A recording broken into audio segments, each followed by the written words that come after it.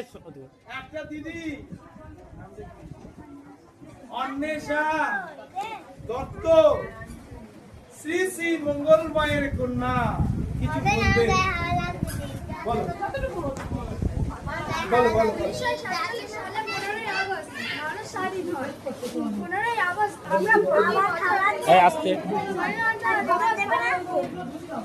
200 বছর ধরে ইংরেজরা এই দেশে শাসন করেছিল।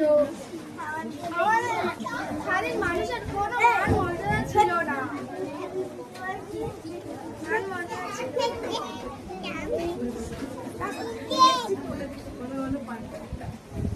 জয় হিন্দ বল বল। মান মর্যাদা না থাকার জন্য আমরা রুখে দাঁড়িয়েছিলাম বোম পিস্তল বোমা নিয়ে ইংরেজ তাড়াতো। তাই ইংরেজকে আমরা তাড়িয়ে ছেড়েছিলাম 1947 সালে 14ই আগস্ট রাতারাতি 15ই আগস্ট পেলাম স্বাধীনতা।